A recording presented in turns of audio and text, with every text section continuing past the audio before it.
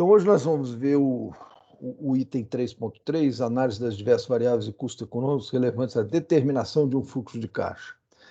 Vamos dar continuidade ao capítulo 3. E nesse caso aqui, vamos dar um exemplo, porque a gente já falou algumas coisas, alguns itens, algumas informações sobre os itens de composição do fluxo de caixa. Vou dar um exemplo só para vocês entenderem como é que funciona o fluxo de caixa, né? Quando tem algumas informações. Então, um exemplo de montagem de um fluxo de caixa e o capital de giro retorna no final do prazo. Esse aqui é um exemplo específico, mas que já dá uma ideia de montagem do fluxo de caixa, né?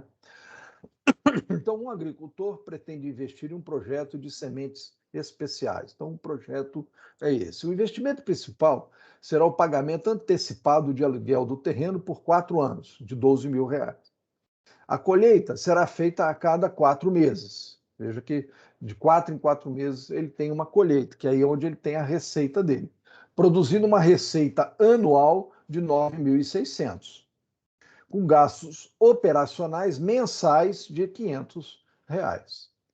Estruture o fluxo de caixa livre, supondo que o projeto tenha vida útil igual ao período de aluguel do terreno, que no caso são os 4 anos, né? Então, se vocês observarem aí o fluxo de caixa, nós temos aí o investimento inicial de 12 mil, receita líquida de 9.600 por ano, que é o que ele fala lá no problema, e custos operais de 6 mil por ano. É 500, né? Não sei se vocês lembram, é 500 por ano, ou por mês, então dá 6 mil por ano, né? Aí nós temos esse exemplo, especificamente o exemplo do fluxo de caixa para a utilização do capital de giro, ou mudança de capital de giro. Veja então que ele entra aqui com capital de giro de 2 mil, quer dizer, ele recebe 2 mil de capital de giro. O que é esse? Desculpe, 2 mil. Esse 2 mil é os 4 meses que ele tem. Lembra que ele só vai ter receita depois de 4 meses. Então, enquanto ele não tem receita, ele tem que pagar mensalmente os custos dele, né, que são 500 por mês. Então, por isso é que ele vai atrás de uma mudança, de um capital de giro. Então, na realidade, o valor dele é 12 mil e 2 mil, que é o valor que ele está pegando de capital de giro. Aqui tem um menos, né? Não está aqui. Não sei se para você está claro aí, mas aqui tem um menos, então é menos 12 mil, menos 2 mil, dá menos 14 mil de investimento. Né? Do ano zero, portanto, ele vai ter que ter os 12 mil, né? Investimento de 9.600, né? Desculpe, e mais os 2 mil dá 14 mil. Então, aí, cada ano ele vai receber de receita 9.600, certo? Que é o valor anual, né? Trazido anualmente, né? Porque ele tem receita de 4 em 4 meses, ele tem 9.600 por ano, como ele fala lá, e menos 6 mil, então dá 3.600, mesma coisa aqui, mesma coisa aqui. No último ano, o que acontece? Ele traz o capital de giro, tá certo? Então, como ele contabilizou aqui o capital de giro, uma mudança de capital de giro como um investimento, ele tem que trazer de volta esse capital de giro. Por quê? Porque, na realidade, ele recebeu esse dinheiro e depois ele vai pagar, evidentemente. Então, ele conta aqui como um investimento inicial, como um dinheiro que ele recebeu e que ele vai pagar posteriormente. Né? Então, ele entra como valor positivo aqui no último período. Tá certo? Então, isso é por quê? Porque ele tem uma duração do projeto de 2 anos. Então, ele tem até 2 anos para fazer o reembolso desse capital de giro. Tá certo? Então, esse é o fluxo de caixa. Aí, aqui, como é que você abre? Você vai calcular aqui o fluxo o VPL, por exemplo. Como é que eu calculo o VPL? Né?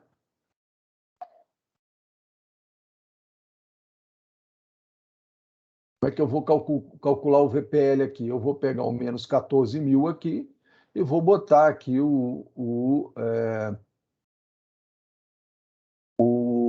o fluxo de caixa considerando mês a mês, né? Então, eu posso calcular o VPL fazendo isso, menos 14 mil, mais 3.600 sobre 1, mais, dependendo da taxa, né? Não sei quanto é que foi a taxa, eu não me lembro aqui se é que ele falou na taxa. Ele não falou aqui, mas se fosse 10%, né? Aí seria dividido por 10, por 1,1, a primeira, dividido por 1,1 a segunda, dividido por 1,1 a terceira, e 5.600 dividido por 1,1 a quarta, né? Então, esse é o meu. Ó, fluxos em valores constantes são nomes de fluxos reais, enquanto fluxos em valores correntes são nomes de fluxos chamados nominais. Os fluxos de caixa em valores correntes devem ser descontados a uma taxa de desconto nominal, enquanto aqueles em valores constantes, descontados a uma taxa real. Isso são o que a gente chama de efeitos inflacionários. Na realidade, como é que eu faço isso? Eu posso calcular isso da seguinte forma: 1 mais a taxa nominal é igual, né, a 1 mais a taxa real vezes 1 mais a inflação projetada. Então, se eu for fazer isso aqui, 1 mais a taxa nominal é igual a 1 mais a inflação, mais 1 mais a inflação projetada, 1 mais a inflação, desculpa, 1 mais a taxa real, mais a inflação projetada, eu vou ter essa, para achar o K da real, né, a taxa real, eu vou calcular dessa maneira aqui. Ou posso aplicar um por um em cada um dos itens do fluxo de caixa. Vamos dar um exemplo aqui. Uma empresa pretende investir 100 mil em um projeto para produzir um novo produto. Então, o investimento é de 100 mil. A vida útil do projeto pressupõe 3 anos. O custo de capital nominal é 12% ao ano. O preço unitário da venda hoje é 10 por unidade. A produção é de 6 mil por unidade. Os custos totais de produção são 10 mil por ano. Custo total, né?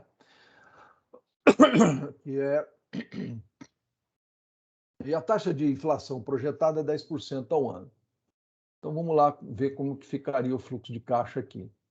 Bom, a taxa, vamos calcular a taxa primeiro, que seria então fluxo de caixa igual a receitas menos custos totais, então P vezes Q menos CT dá 10 vezes 6 mil unidades, menos 10 mil dá 50 mil ano, e o custo real, capital vai ser 1 mais KN sobre 1 mais I menos 1, então seria 1,12 dividido por 1,10, que é 12% é a taxa nominal, dividido por 10%, que é a inflação, menos 1, isso vai dar 1,8182. Então, eu tenho aqui a taxa de 1,8182. Né? Dado uma taxa nominal, certo? Com uma inflação de 10%, eu posso utilizar no meu projeto, no cálculo do meu custo capital, 1,8182. Aí nós vamos ver que a gente pode fazer de uma forma diferente, mas isso é uma maneira. Então, eu tenho VPL com essa taxa, 1,8182 percentual, dá menos 100 mil, mais 50 mil vezes a NK, né? O N são 3, né? E o K é 1,8182. Né? Vendo esse valor aqui, isso aqui, não sei se vocês lembram, o que, que é? Né? Isso aqui é 1 dividido por 1,018182, né?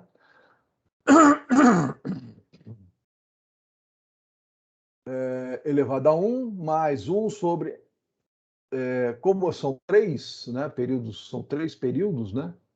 Então, isso aqui ficaria a soma dessa PG de 3, né? 3 períodos, que dá esse valor aqui. Então, eu vou ter aqui, se a gente for calcular, né, menos 100 com mais isso aqui, eu vou ter 44.706, que é maior que zero. Portanto, esse investimento é viável. Né? Veja que aí eu estou com a taxa real. Eu posso ter a taxa real também fazendo item por item. Eu tenho a receita e o custo total. Né? Então, a receita é 10 vezes 1,1, que é a taxa, né? A inflação, vezes 6 mil, que é o valor unitário. Então, a quantidade é 10, não é isso? Vezes a taxa. Isso aqui dá, deu aqui quanto? 66 mil. Aqui eu tenho 10, 1,1 ao quadrado, vezes 6 mil, que dá 77.600. Aqui 10 vezes 1,1 ao cubo, vezes 6 mil, que dá 70.860. Né? É isso, né? A imagem aqui não é boa no Teams. No RNP é muito melhor. Mas tudo bem, vamos lá. Então, vou ter aqui 66 mil de receita, 77.600, se eu não me engano, e aqui 79.860. Aí eu vou ter que fazer a mesma coisa no custo total, aplicar a inflação, que é 1,1. Tá certo? Então, eu vou aplicar a inflação aqui de novo, aplico a inflação aqui de novo, 1,1 ao quadrado, e a inflação 1,1 à quarta. Né? E vou ter aqui, então, portanto, um valor de 11 mil, se não me engano, aqui 2.100, aqui 3.310, se eu não me engano. Enfim, vai dar 35 mil, 60.300, 66.350. Se eu estiver falando alguma coisa errada, me desculpe, porque aqui realmente não está muito claro para mim. Aí eu vou calcular o VPL com 12%. Por quê? Porque eu já apliquei inflação lá, vou calcular o VPL com uma taxa de desconto, né? Ou uma taxa de custo de capital ou custo de oportunidade de 12%, que é a taxa real, visto que eu já apliquei inflação. Então, eu vou usar aqui a taxa real, não, a taxa nominal. Então, eu tenho 55 dividido por 1,12, 60.500 dividido por 1,12 ao quadrado, 66.550 dividido por 1,12 ao cubo. Veja que vai dar o mesmo valor, 44.706. O que diferencia? Nada, né? Diferencia porque eu posso fazer a aplicação da taxa primeiro ou fazer a aplicação das taxas por fases, né, do projeto ou por itens do projeto. Então não tem diferença nenhuma se a gente for avaliar, né, integralmente o fluxo de caixa. Então constata-se que em ambas as formas de análise, em valores correntes ou constantes, o VPL é o mesmo, e se deve à suposição de que tanto os custos quanto os preços acompanharão por igual a inflação, que é o chamado efeito inflacionário neutro. Né?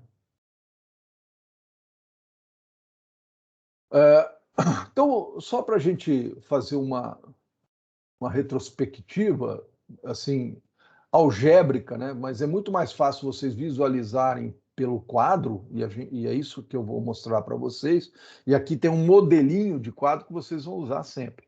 Mas a forma algébrica, digamos assim, como é que seria? O fluxo de caixa é o fluxo disponível para todos os provedores de capital, seja por endividamento ou por participação acionária.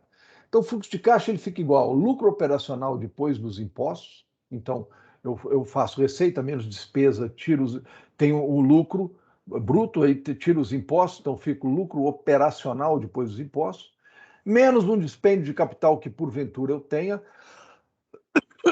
mais ou menos mudança no requerimento de capital de giro, como nós vimos naquela tabela, quer dizer, eu entrei com capital de giro negativo no investimento inicial, depois eu acrescentei, por quê? Porque foi um dinheiro que entrou no meu fluxo de caixa, né?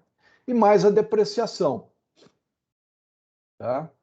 Aqui, quando eu falo em lucro operacional depois de impostos, eu também já retirei a depreciação. Por quê? Porque eu não pago imposto na depreciação. Então, quando eu tenho, o que é lucro operacional? Receita menos despesa, menos a depreciação, eu retiro a depreciação, aí eu cobro os impostos. Cobrei os impostos, aí sim eu entro com esse lucro operacional depois dos impostos. Aí eu tenho menos dispêndio, mais ou menos mudança de capital, de giro, e mais a depreciação. Por que eu entro com depreciação, soma depreciação novamente? Porque eu só retirei o cálculo da depreciação para poder cobrar imposto. Porque se eu não cobro imposto, eu vou estar pagando, né? Eu vou estar pagando no fluxo de caixa imposto sobre valores que são depreciáveis. Então, por isso é que eu retiro antes de cobrar um imposto, para não cobrar imposto em cima de valores depreciáveis, tá? Eu tenho direito à depreciação, valores que eu tenho direito à depreciação. Então, na realidade, o fluxo de caixa é o lucro antes dos juros do imposto de renda, vezes 1 menos T, aí eu estou tirando o T, o imposto, tá? São os impostos.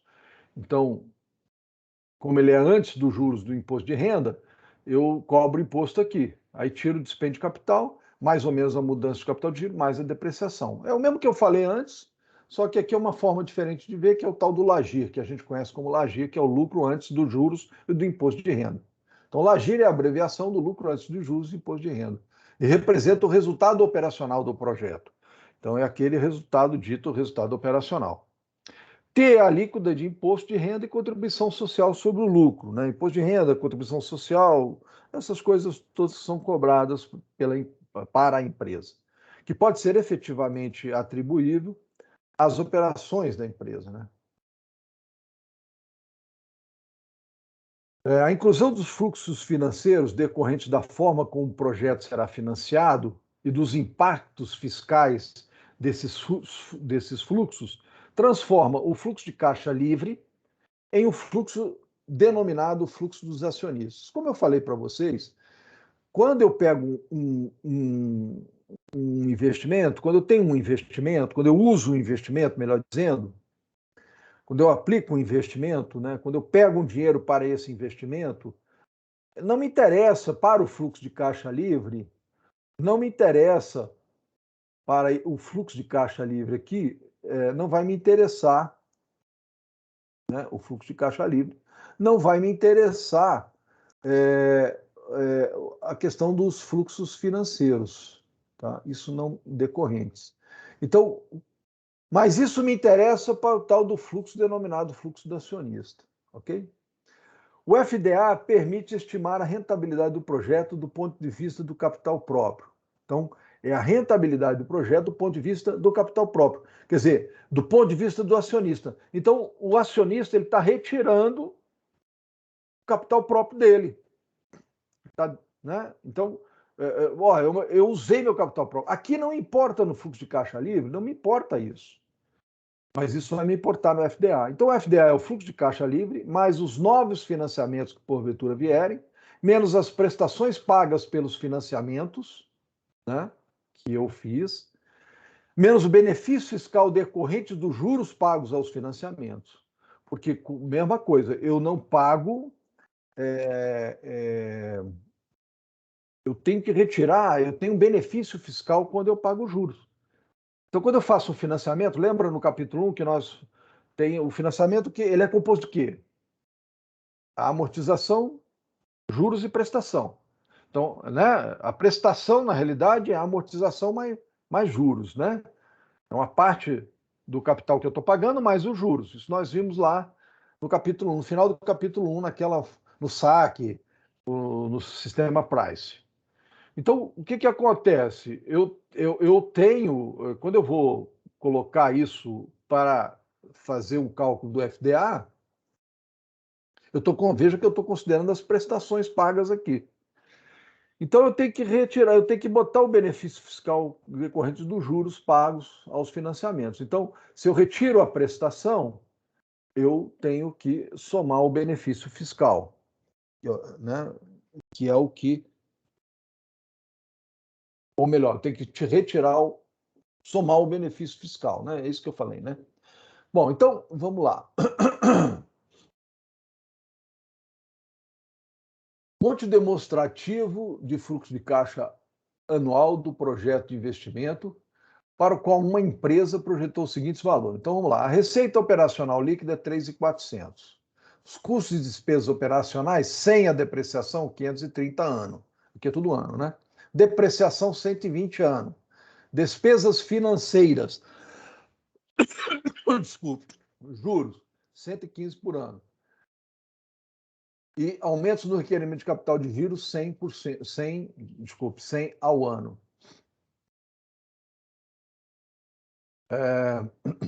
Vamos lá. Isso é para vocês entenderem. A alíquota do imposto de renda é 30%. O financiamento é perpetuidade. O que é perpetuidade, gente? Financiamento perpetuidade é que paga unicamente os juros. Por quê? Porque ele é um financiamento a longo prazo. Tá? Então, eu só tô pagando os juros. Ok? Pois lá no final eu pago a amortização, eu pago.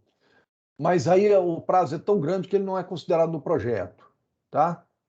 Então ele é perpétuo, é como se fosse eternamente. Então eu tenho aqui receita operacional líquida, né? Eu, sinceramente, eu não estou conseguindo ler o que está aqui. Aqui é o custos, né? Custos da receita. Então dá 500, desculpe, daqui é 1.000 e... eu não consigo ver isso aqui, não. Deixa eu ver quanto é que era aqui mesmo. Dá 3.400, né? Receita, 530 era a despesa, né? Tá. 3.400, 530 despesa. 3.400, 530 despesa. Aí a diferença de 2.870. Depreciação, ele fala lá que é 120, né? Então eu retiro a depreciação, tá? Então a primeira coisa que eu faço é retirar a depreciação. Aí o lucro antes dos juros e imposto de renda. Bom, então aí eu retiro a depreciação, eu tenho o lucro antes dos juros do imposto de renda. Aí eu jogo aqui os impostos, não é isso? Aí somo a depreciação, que eu retirei aqui. Por quê? Porque aqui eu já retirei os impostos, então eu posso somar a depreciação. Dispêndio de capital, que é 130, que ele fala, aumento do capital de giro não houve. Né? Então o fluxo de caixa ali vai ser 1.813, eu acho que é isso, né? Se eu não me engano aí, 1.813.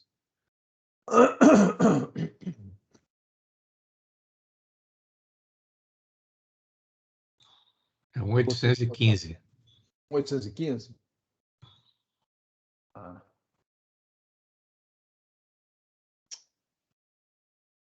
peraí.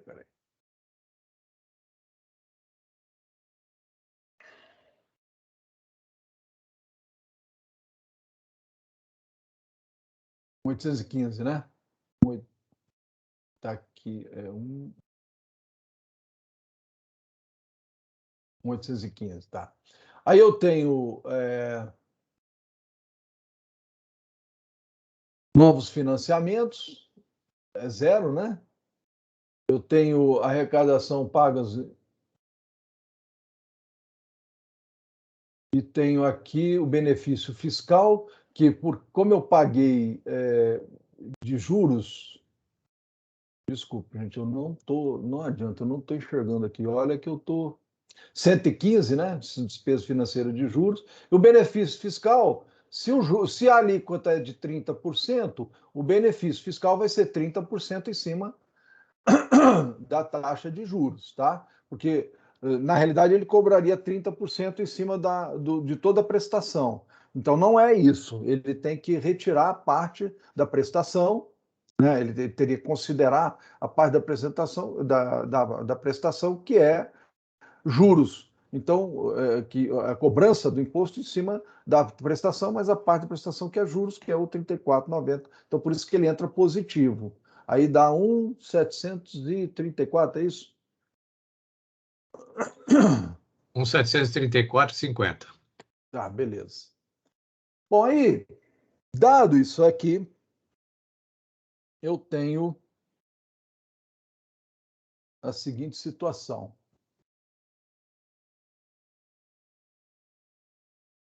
Eu tenho aqui a seguinte situação. Essa tabela, que é a tabela que vocês vão usar, que eu aconselho vocês a terem na cabeça, que é a receita, aí a receita vocês tiram o custo operacional, aí tem EBITDA, né?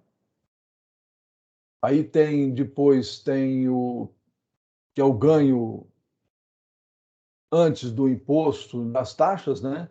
Então tem o LAGIR, aí tem a depreciação, tem o valor líquido, né? Tem a depreciação, depois tem o fluxo de caixa livre, aí depois toda essa parte financeira vocês têm o FDA. Então essa aqui é uma tabela que vocês podem usar. Normalmente a gente trabalha com fluxo de caixa livre, mas pode trabalhar também com FDA. É uma tabela que vocês vão usar para o cálculo do cálculo do fluxo de caixa, né? O modelo para cálculo de fluxo de caixa. Eu estou olhando aqui para ver se tem algum lugar que eu possa aumentar essa coisa aqui. Utilização em grade. Porque no outro eu tinha, que era uma setinha no... Não sei se vocês conhecem mais do que eu aí, para a gente... Eu realmente não estou vendo, não estou enxergando. Para mim não está aparecendo quase nada. Estou indo mais pelo que eu me lembro. Você procura tirar pelo menos a lista dos participantes, que aumenta um pouquinho. Ah, tá. Deixa eu ver como é que eu tiro aqui.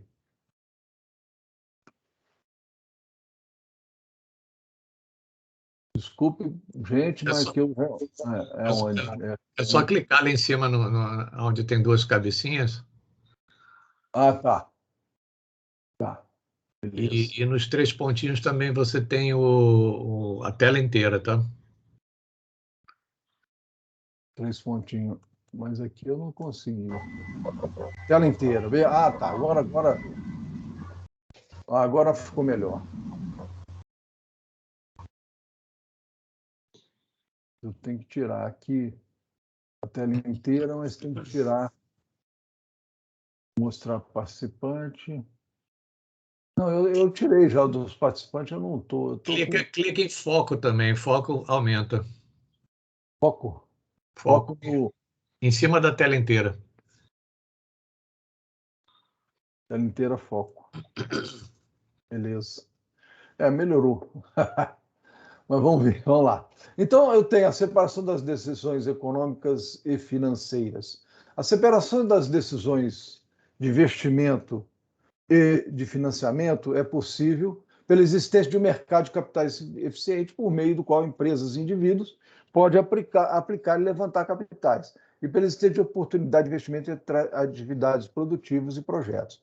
A existência desses fatores permite que a decisão de investimento seja tomada independente das preferências particulares das empresas ou indivíduos, tornando uma tarefa técnica independente de gostos e preferências individuais. Isso aí bom, vamos lá. É só para a gente... Eu não quero anotação, até para aumentar aqui.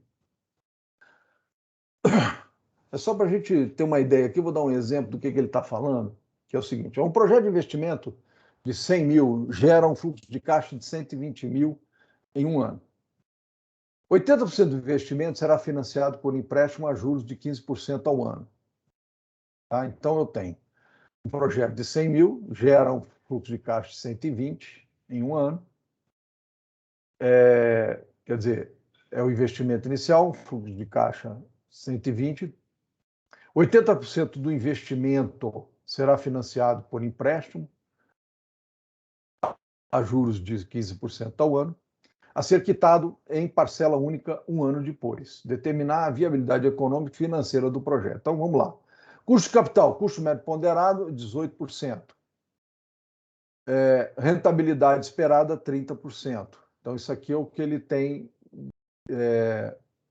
de expectativa de rentabilidade. E o custo de capital, 18%. Então, se ele tem aqui um fluxo de caixa livre no ano zero de 100 mil e que ele tem fluxo financeiro de 80, ele tem um fluxo de acionista, ele tirou o que é o fluxo financeiro, então ele está separando aqui o que ele está dando exemplo do que aquilo, do que ele falou anteriormente, né? Foi falado anteriormente. Então, eu tenho 100 mil, tirou 80 de fluxo financeiro, 80 positivo de fluxo financeiro, eu tenho 20 mil de fluxo de acionista. Certo? Como é 15%, então eu vou ter, no ano 1, eu vou ter 120 como fluxo de caixa livre, isso é o que ele fala, né? Se eu tirar 92, que é o valor que representa os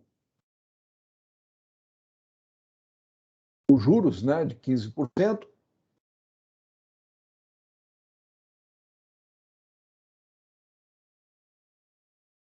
eu vou ter 92 mil, eu vou ter a tira aqui de 100 para 120 é 20. Tirando 100 desses 80, eu vou ter 20, tirando 120 de 92, vou ter 28 mil reais e eu vou ter 40% ao ano de tiro. Então, é 20% e 18%. O que ele quer dizer aqui é o seguinte, o fluxo, o custo de capital é 18%, nesse caso aqui do fluxo de caixa, o ATIR é 20%, então está menor do que a TIR, ele continua viável. E daqui ele está. A expectativa dele é de 30%, né? Então eu vou ter, na realidade, 28%, então ele vai estar com 40%, que é maior do fluxo de acionista, um valor maior de rentabilidade. Então, ele tem a rentabilidade maior para o fluxo de acionista, que ele teria uma expectativa de 30, ele tem de 40. E no caso do custo de capital, ele tem o custo de capital de 20 e aqui é de 18, o que traz o custo de capital ser bem vantajoso em relação a TIR de 20%, ele é 2% de vantagem, né? Então, é isso que ele fala, é a vantagem em relação para decisões econômicas e financeiras. Então, aqui a decisão econômica e financeira em relação aos valores iniciais, né? Aos valores contemplados lá nesse exemplo. Tá? Então, só para. Aqui ele faz uma avaliação disso. O fluxo de caixa não inclui os fluxos financeiros. O fluxo de caixa livre do ano 0, 100 mil, representa o aporte total de capital que é o acionista mais credores. E o do ano 1, o retorno decorrente desse aporte total. A TIR do fluxo de caixa livre, alguns chamam de TIR, né? Mas tudo bem, representará, isso não há importância, representará a rentabilidade do ponto de vista do projeto como um todo, que é maior que 18%, é 20%. O FDA do ano 0, 20 mil, representa unicamente o aporte dos acionistas, e do ano 1, o retorno decorrente desse aporte. Né? A TIR do FDA representa a rentabilidade do projeto do ponto de vista acionista, que é maior que 30%, que é 40%. Então, é isso que ele quis mostrar das separações do econômico do financeiro. Então, a TIR econômica é essa aqui e a financeira, baseada no fluxo de caixa do acionista, tem uma maior rentabilidade. Aqui, a TIR de menor é maior, né, que o 18%, que é o custo de capital, e aqui é maior a TIR financeira, que é referente à rentabilidade necessária. Bom, era isso que a gente tinha para falar do capítulo 3, tá? O importante desse capítulo, gente, é vocês guardarem esse negocinho aqui. Isso aqui vocês vão ter que trabalhar isso aqui. Não é? Quando a gente for dar o trabalho de vocês, né?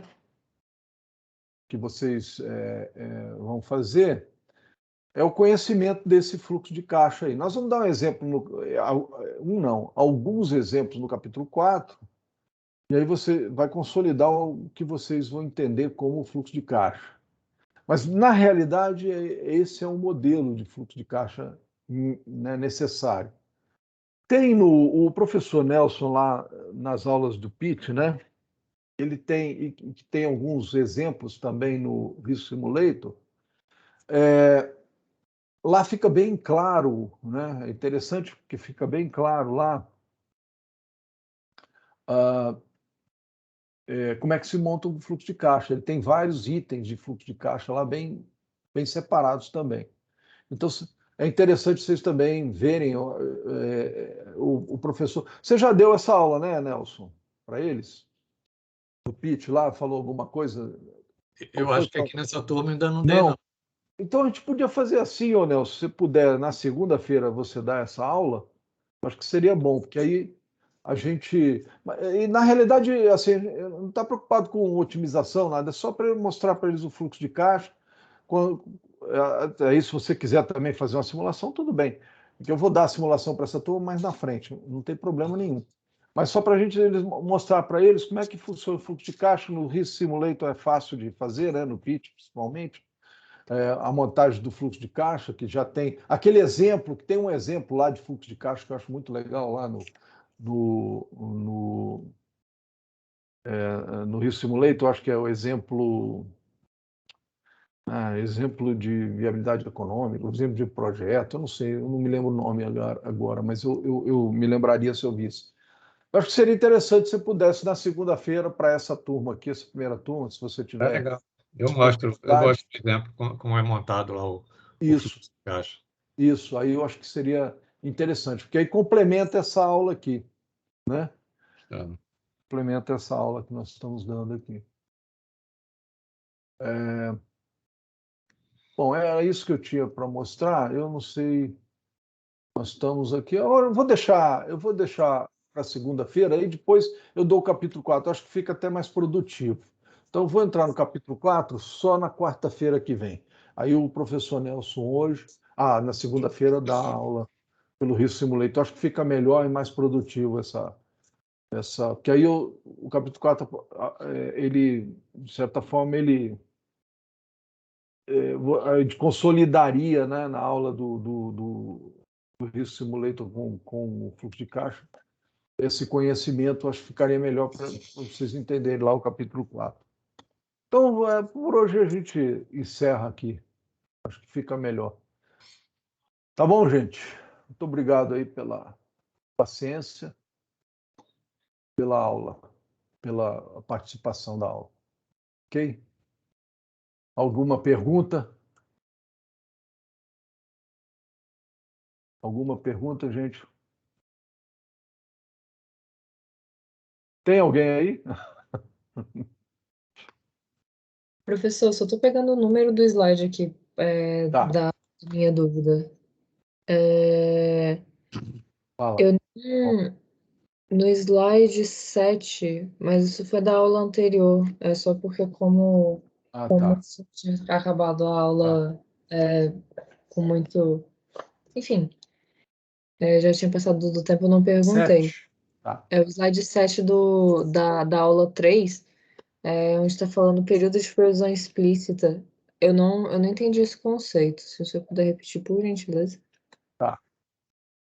Período de previsão explícita é normalmente definido em função do quê? De duas coisas: do risco do projeto ou do período de estabilidade. Né? Tem outros fatores, como ele diz aqui, mas basicamente é risco do projeto e período de estabilidade. Então, se o risco do projeto, quanto maior o risco, menor tenderá a ser o período de previsão explícita.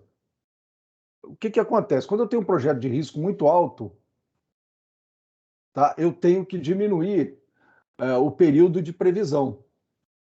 Por quê? Porque quanto maior o tempo, maior risco ele vai ter, o risco do projeto, então eu tenho que diminuir esse período de previsão. Por quê? Porque ele está em ambiente de incerteza. Do que ele está se referindo aqui? Ele está se referindo, por exemplo, o que é incerteza no projeto? A gente tem várias variáveis de incerteza. As mais comuns são preço e quantidade, né? Eu até comentei isso com vocês. Então, o que acontece? Se eu tenho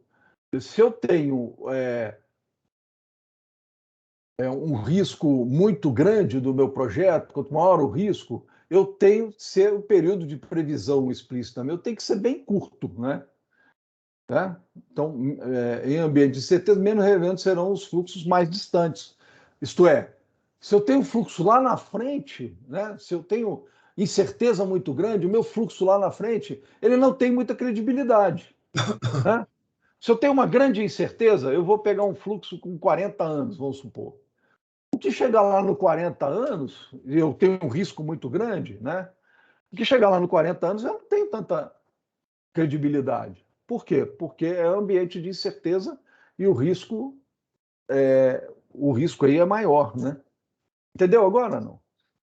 Agora, o Mas, período de estabilidade. Quanto maior a fase de investimento e crescimento do projeto, maior será o período de previsão explícita. Quer dizer, se eu tenho estabilidade, eu posso ter previsão explícita com um período maior. Entendeu isso? Não. mas daí... Então, o período de previsão explícita, ele é arbitrário? Arbitrário, sim.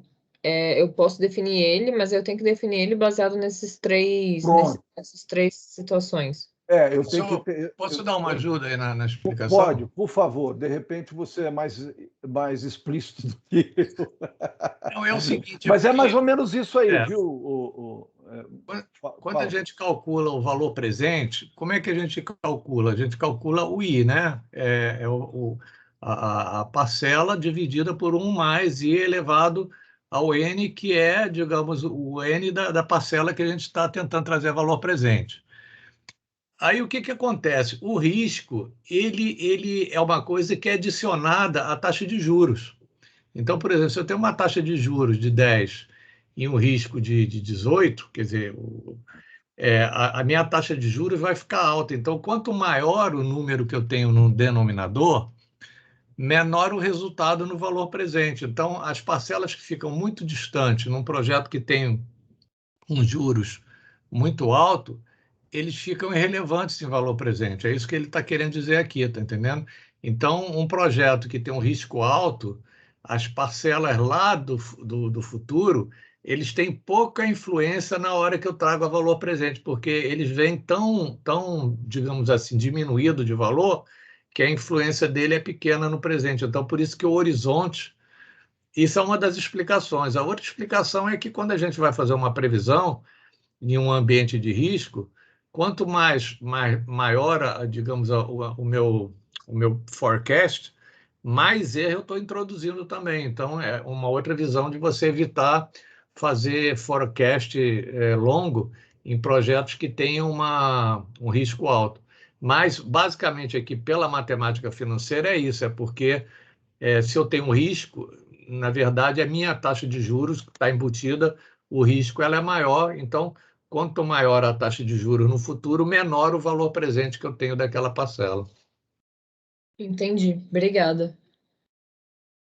Na realidade, são as duas coisas, né, o Nelson? É exatamente o que você falou, são as duas coisas.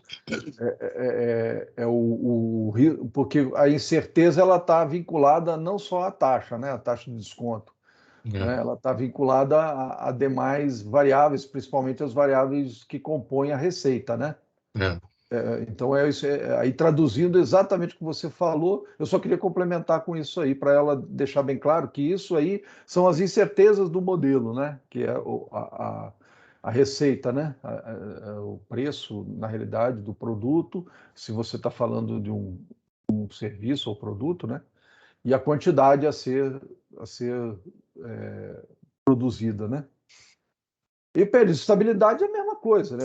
Quando ele falou, aí o Nelson explicou muito bem que ele falou de tempo, né? Quanto maior o tempo, né? Aí o período de estabilidade. O Roberto que quer perguntar alguma coisa aí. O Roberto, né?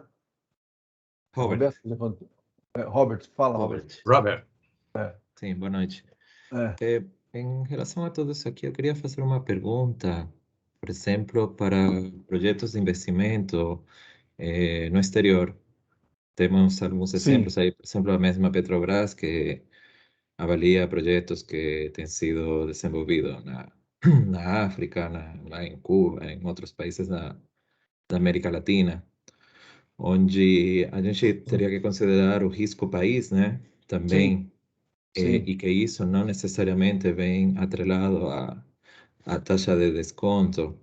De que maneira o senhor, né, o professor, analisa essa situação e qual seria a sua sugestão para a gente considerar em um projeto desse tipo? Quer responder, Nelson? Porque o Nelson trabalha justamente com isso, né? O Nelson trabalha com essa parte de risco, inclusive com Petrobras e essas coisas. Então, eu posso explicar da seguinte forma, Robert.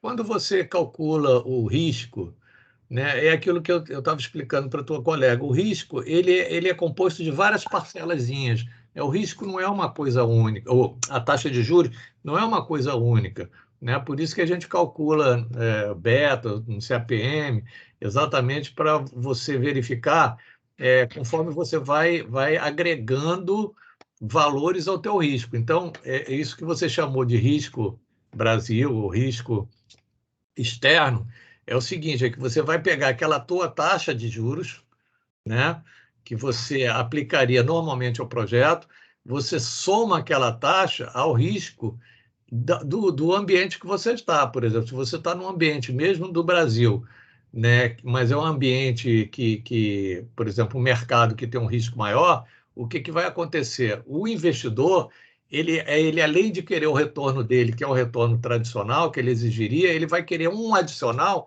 que é o risco que está envolvido. Então, por exemplo, se ele quer um retorno de 12%, se ele for emprestar para você, por exemplo, no Brasil, o risco do Brasil digamos, 2%. Então, ele vai emprestar 10 mais 2, vai emprestar 12%, porque ele quer tirar exatamente o retorno líquido que ele espera que seria os 10%. Então, se você vai fazer um projeto na África, tem o risco da África, do risco deles não pagarem, risco de haver uma guerra e tal. Então, a Petrobras, quando ela vai analisar do ponto de vista de investidor, ela quer um retorno daquele investimento. E além do retorno do investimento, que é o investidor que está por trás dela, ela tem que agregar a taxa de risco daquele país onde ela está. Então, em vez dela procurar um retorno de 18%, por exemplo, ela vai botar um retorno de 22%, exatamente por causa do risco do país. Então, o risco ele está sempre aumentando a taxa de retorno que o investidor quer no seu investimento, tá? Posso fazer uma complementação aí, Claro, Nelson? professor, claro. Vamos lá. Robert, o que acontece? O que o professor estava falando, eu vou só complementar, tá? Não vou, não estou questionando, estou complementando o que o professor Nelson falou. Quando a gente for ver a taxa de desconto, o custo de capital, muitos chamam de taxa de desconto, custo de capital, custo de oportunidade, né? Quando a gente for olhar, porque a gente vai esmiuçar isso aí, lá no capítulo, a gente começa a falar disso no capítulo 9 e 10. No capítulo 8 eu já dou uma ideia do que é risco e retorno, aí a gente começa a vocês entenderem um pouco esse conceito de risco e retorno, e no capítulo 9 e 10 a gente entra com a taxa, o custo de capital. Uma forma de você avaliar o custo de capital, quando eu falo custo de capital, custo de oportunidade, taxa de desconto, eu estou falando do casinho, né? O casinho ou o I, como alguns chamam, que é o valor que você divide, um mais a taxa, né? Aquela um mais a taxa que você divide no fluxo de capital. Essa taxa aí. Quando eu falo dessa taxa, essa taxa ela tem uma composição. Ela não é um valor assim, eu vou tirar daqui, isso aqui eu vou pegar. Então, existe, obviamente, pessoas que avaliam e acham que uma taxa única, sem composição, sem fazer uma equação, digamos assim, né? Sem equacionar, ele vai, eu acho que isso aqui pode ser a taxa da poupança, eu acho que isso aqui pode ser a Selic, né? Uma taxa qualquer aí. Mas, na realidade, em engenharia econômica, o ideal é você fazer uma composição, uma equação dessa taxa, que é o que nós vamos ver no nosso curso, tá? Então, essa equação seria o quê? Aí ela é composta de um ativo livre de risco. Por quê? Porque, como o professor Nelson falou, eu vou dividir a minha receita por essa taxa. Então, ela é uma taxa, por isso que é chamada custo de capital ou custo de oportunidade, ela é uma taxa de oportunidade que retira, digamos assim, como ela está dividindo, né? Eu estou dividindo, eu estou retirando uma coisa que eu poderia, uma oportunidade que eu poderia estar perdendo fazendo esse investimento.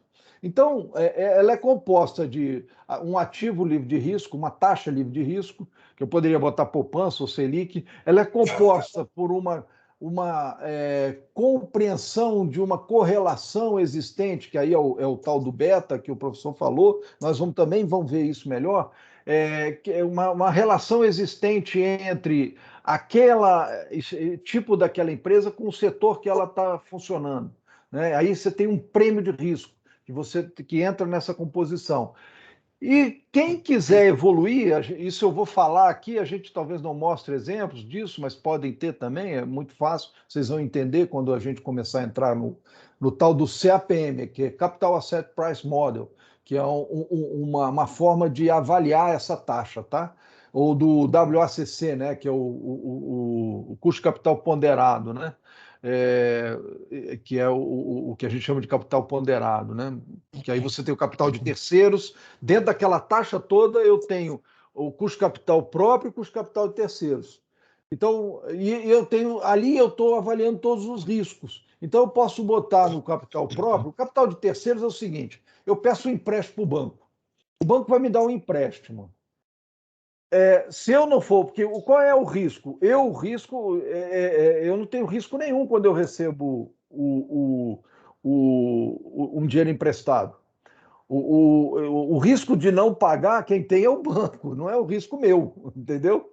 Então, o capital de terceiros, quando o terceiro me dá um capital, eu não tenho risco. Quem tem risco é o terceiro de não receber, certo? Eu não tenho risco nenhum. Se eu quebrar, não vou pagar assim, o risco é de quem? É do cara, não é meu. Mas ele é composto de capital próprio. Aí sim entra o meu risco. Quer dizer, é o capital próprio, é o capital que eu estou tirando do meu bolso para pagar. O acionista, no caso, né? O acionista está tirando do bolso dele para pagar o investimento. Então, aí sim eu vou colocar ali algumas componentes, que um dos componentes pode ser o risco país, né? Eu vou emprestar lá para Cuba, então qual é o risco Cuba, né? Se eu for emprestar lá, Venezuela, eu posso acrescentar essa taxa, que é o que o professor falou aí. De repente a taxa era de 18%. Se eu tenho um país que está em uma situação de instabilidade muito grande e tal, eu vou aumentar desse 18 para 22, vai para 30, sei lá, aí eu vou botar a taxa maior. Por quê? Porque é uma taxa que eu estaria, de capital que eu estaria, né, tendo como perda do meu capital, né? Como possível perda do meu capital. Então, na realidade, mais para frente, quando a gente for ver lá no capítulo 9, 10, 8, 9, 10, vocês vão talvez entender melhor o que nós estamos falando agora, tá? E um detalhe, professor, essa taxa normalmente está associada a essas empresas que fazem a qualificação do risco do país. Exatamente. Então, aquelas letrinhas que eles dão está associado exatamente a esse adicional de juros que o investidor vai colocar quando empresta um dinheiro ao Brasil, por exemplo. Exatamente. Quanto mais próximo do AA, menor é esse acréscimo. Quanto mais distante tiver do AA, do AAA, né? Isso. Maior a taxa, o acréscimo de juros associado ao risco do país. É isso mesmo, exatamente. Tudo bem, gente? Mais alguma dúvida aí? Muito obrigado, viu? Estou gostando disso. É isso mesmo, gente. Vamos perguntar, vamos tirar as dúvidas, vamos entender melhor. Isso é legal. É assim que a gente evolui aí, né? Não fica só eu falando aqui, ou eu, o professor Nelson e tal. A gente discutindo aqui. Tá, Robert? Se você tiver também alguma coisa, professor, eu não estou entendendo isso, ou isso aí eu não entendo muito bem, não, também não é obrigado a aceitar o que a gente fala. A gente fala pela experiência e pelo conhecimento, mas às vezes as pessoas também têm experiência, têm conhecimento nessa área e pode contribuir, pode, né, dar uma outra versão das coisas às vezes, né? E a gente está falando de uma coisa, porque a engenharia econômica ela mistura um pouco da matemática com a economia. E economia não é uma ciência exata, a matemática mas economia não é. Né? Então, assim, por exemplo, você me falar assim, você acha que botando uma taxa lá para um empréstimo que foi feito em Cuba, um empréstimo que eu digo não, um investimento, não é empréstimo, né? Porque aí do empréstimo é quando você fala, por exemplo, foi o banco que emprestou, o banco, no caso, o BNDES, que aí o BNDES teve o risco total e ele assumiu esse risco, né? Então, ali, para ele até não deveria ter taxa de desconto se ele fosse fazer um investimento desse tipo. Porque, na realidade, não foi ele que fez o investimento, né? Ele fez o empréstimo só para o investimento. Né? Eu acho que o BNDES não teve um risco total, ele teve um default total. Parece que Cuba não pagou nada. Default total. Não pagou nem Venezuela, nem Cuba, nem Moçambique, nem nada. Eles não estão recebendo absolutamente nada. Foram 500 bilhões de dólares que nós botamos a fundo perdido. Hoje nós poderíamos estar pagando a opção de coisa aí com esses 500 bilhões, poderíamos estar numa situação muito melhor. Mas, enfim. Então, Robert, só para complementar, não houve aí por parte da empresa um risco dela, porque ela fez e ela recebeu, né? Então, ela não tinha risco aí na realidade. Quem teve o risco foi o banco, né? O banco, sim, ele cobrou um risco grande disso aí, né? Então, respondendo melhor a sua pergunta, eu jamais teria feito isso, né? Agora, como o cara é da Odebrecht, o da Odebrecht falou assim, ó, você vai me pagar? Vou. Ah, se você não me pagar, quem vai me pagar? Ah, é o Brasil. Ah, então tá tudo bem. Vou construir, que é o que está acontecendo. Para cumprir o contrato, o que o governo está fazendo? O governo está pagando todas as empresas que, né, através do... Está pagando, o governo foi avalista, que foi o negócio que foi feito na época, né? O governo foi avalista, o governo está pagando todas as empresas pelo não cumprimento, né, Na realidade foi diferente, o BNDES deu dinheiro para a empresa construir, a empresa construiu, quem iria pagar era os países, né, que iriam pagar, os países não pagaram, o Brasil tem que estar pagando, né? Está pagando. Isso é o que está. Esse pagamento foi através do prejuízo do BNDES, que o governo tem que cobrir o prejuízo, né? Ok? Bom, então é isso aí. Mais alguma pergunta? Obrigado. Nada, Roberto. Se não tem, podemos encerrar hoje. Aí, segunda-feira, aula com o professor Nelson, né? Sobre fluxo de caixa. Aí a gente, na quarta, entra com o capítulo 4.